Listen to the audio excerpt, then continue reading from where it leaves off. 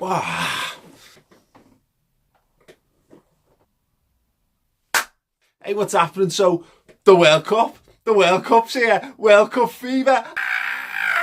Yes, it's a month of football. It's 3 games of football, 4 games of football a day, more football, and you can smash into your little faces. I can't wait. I think Brazil are probably going to win it. That's not great insight. I understand that because Brazil are amazing. If not, it'll probably be Germany. Also not great analysis. The 2 best teams. The best team in South America, the best team in Europe, world champions, and, one of them is Brazil. So likely going to be one of the 2 of them. Do I think England can win it? No. No. Of course not. Don't be daft. And that's not a criticism of England, and that's something that's actually really nice. And for the first time in years, you're probably going back. It's been 14 years since I stopped giving a shit about England.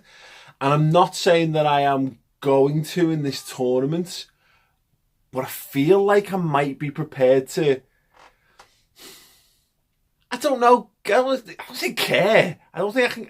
I'm not sure I'll care because I don't think I can feel an emotional response to England losing games. I think I can get up when they win, but I don't think it will. I think in order to have a vested interest to really care, you've got to be gutted when things don't go your way. And I don't think I have that for England. But on a very base level, what I'm prepared to do is I'm prepared to draw a line under everything that's happened with England over the years and all the times they've let me down and broken my heart as a kid. I'm prepared to let that go, and I'm kind of prepared to just look forward to watching England again. And there's no reason for that. Let's be honest, you've got 2 Liverpool players in there in Jordan Henderson and Trent Alexander-Arnold. There's a reasonable chance, neither of them might get the game time that I think they deserve, which would be a bit annoying. But you know what? As much as he's not very cool and the team's not very fashionable and there's no golden generation going out there with all these worldy stars, I kind of like it because of that. I kind of like Gareth Southgate because of that. I like the fact that there's people who just don't like him, and I'm weird like that. And when people start to really dislike something, that tends to be when I come back around to it because I can't stand what the cool kids think. I tend to think the opposite. A lot of people have asked me though, why don't you like England? Why don't you care? And often I throw back the whole Scouse not English thing. But look, to be honest, there was a period in my life when I did care about England. I did get upset when they got knocked out of tournaments. It's a while ago, but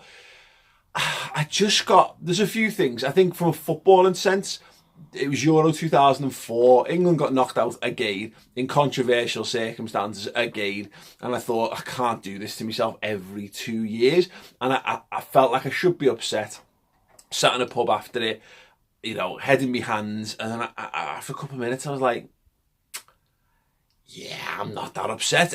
It was more an expectation than anything else by that point. The same narrative, the same story on repeat over and over and over again. It was boring more than heartbreaking. And that is the thing, there's been some good England teams that, and I watch England at major tournaments. I don't really care about friendlies. I'm not that bothered about qualifiers.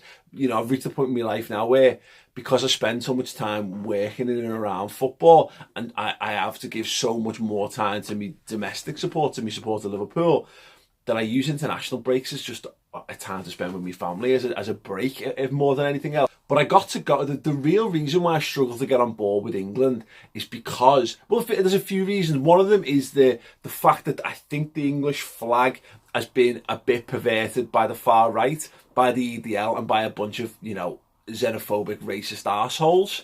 And I don't like to be associated with people like that. Call me crazy. And although this isn't true, look, there's loads of people who are dead sound people who love the clubs as well, and they just totally buy into international. They love England, and fair play. Look, I would never, if you totally are in love with something and you do have that passion, great. That should be applauded. But I've been to 2 England games in my life, and I felt cripplingly embarrassed to be counted as an England fan in those games. The first was at Anfield back in the early noughties. England played Paraguay, and I got to go. It was at Anfield, great. England was on tour, which was a great thing, by the way. The FA, if you're listening, take England games around the country again. Who can be arsed going to Wembley on a Wednesday night to watch them play Belarus? Whereas I might go to Manchester, or I might go to, people might go to Newcastle. It's another point for another day. It's a sore point, another day. But people were singing songs like "Stand Up If You Hate Scotland." No, I won't. Don't mind Scotland. Quite like Scotland. I'll be perfectly honest. I think I probably like Scotland more than I like England. I think I like more people from Scotland than I like chest thumping Scots more than chest thumping Englishmen. The England band makes me want to be sick out of me eyes and ears and nose and, toes and bollocks, because it's the worst. It's the worst. I get it. It was the Sheffield Wednesday band. It seemed like a good idea at the time. Let it die. Kill it. Kill the England. I mean, don't kill the individual people. I'm sure they're very well meaning individuals. They just want to go and they want to drum up a little bit about atmosphere and help the team. Fine. I'll be honest, it's a bit wool, but I don't mind drums at football matches because I've seen firsthand. I saw Swansea out sing Liverpool's away fans. I've seen Watford. It's a good way to generate atmosphere. Fine, but stop playing the fucking Great Escape. Stop. Kill the fucking Great Escape. And, if there's the only way to stop the England man is to murder them all, then, you know what, I'm really sorry to their friends, family, loved ones, the people who need them in their daily lives, but I'm sorry. But I would be Terminator style, going door to door and butchering every single person in the England band. Johnny, trumpet player. Yes. Yeah, well, whatever. And the other time I got to be an England fan was England versus Scotland at Hampden Park. I got tickets in the England away end, and they just, when you look around, and I did this ahead of the last general election, I said, look at the people who were on your side. And sometimes it can be a bit of a revelatory moment as to whether you're on the right or wrong side of an argument. And I looked around at the amount of people who were just fucking horrendous and singing German bomber songs and singing about the fucking war and singing about the IRA and singing about all this. You know what? I'd genuinely rather someone sing some fucking song about David Beckham's balls. You know what I mean? And that's terrible. But just horrendous. And I just got this thought of like, oh my God, what if the camera pans over and there's someone singing, hey, German bombs, whatever, damn, whatever, and there's me stood next to it, and someone goes, England fan, horrendous England fan. I just, maybe it's just me, maybe it's me being precious, I don't know, but it is what it is. I like, that would have been the worst. Yeah, it's not for me. Just not for me. There are places that you can go in life, and some people think they're absolutely amazing. Like the rugby, like American football. Fine, they've got big support, loads of people like them. They're absolutely fine. But you know what? Just not for me. And that's the thing, is that I just don't like the connotations. I don't like the nationalism. I don't like this. I don't feel a sense of patriotism, and I don't see the correlation between a bunch of players that I genuinely really dislike 10 months out of the year putting on a different coloured shirt should somehow stir some patriotism in me. It doesn't happen in that regard. But I am a fan of football.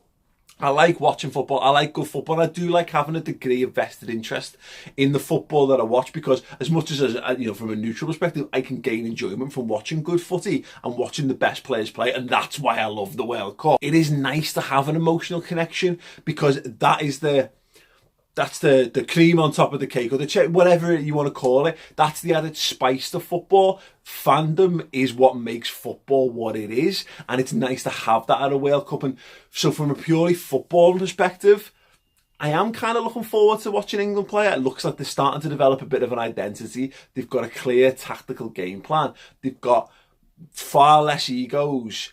They've got good players, but they've got what looks like a team ethic. No, David Beckham's going to save us with a free kick kind of bollocks, which is letting them down the pass. No, here's two players who are dead good and we can't make them fit together. No, it's like, well, we're just going to put these players in because they fit the system, and we're going to build the system, and the system's going to work or it's going to fail.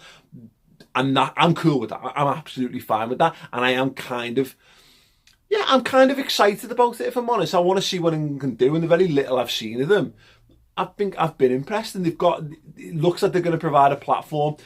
What will do my head in more than anything else about this is the pressure and is the expectation and is the mainstream media basically looking to tear them down, because they're going to be looking for villains, and it's going to be Dele Alli, it's going to be Raheem Sterling, it's going to be the goalkeeper, it'll be Jordan Henderson, or it'll be whatever, it'll be someone who they're going to build up. There'll be someone who gets built up to be the absolute national saviour coming out the back of it, and there'll be someone who's absolutely destroyed and has to basically face the first 2 months of the season trying to pick himself back off the floor and getting booed at every stadium around the country, because that's the England story.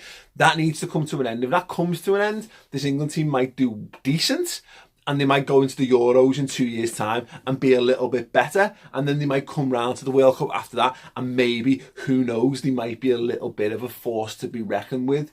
I'm interested, bordering on excited at the prospect, and that's good. I think that's the best I can offer at the moment. What I can promise is that I'm not going to go out of my way to poo-poo this England team. I'm not going to go out of my way to make them out like dickheads, to laugh at them, to laugh at misfortunes or whatever. You know what? I can hold my hands up and I'll say, I've done that for years. I'm prepared to draw a line in the sand over that. I'm prepared to get behind England to the limits of which I can get myself to get behind England, if that makes sense. And past that, you know, Mexico or Germany, or just the teams that have got the best kits, which normally does it for me. I've done a video actually on a load of fake World Cup kits, of which this is one. This is 19 quid. Check that video out on the channel and let me know your thoughts. You know, who do you think's going to be the best players? Who do you think's going to win the tournament? What do you think about it? What are your feelings on England? If you've kind of gone off the boil with them, or you've fallen out of love with them, let me know in the comments below if you share my views, or if you think it's weird that I don't have this feeling for England. You know, again, let me know. I'm happy to have a discussion with people in the comments. Look, it is what it is. You know, I danced around my living room in France 98 when Michael Owen scored. I was crestfallen when they got knocked out.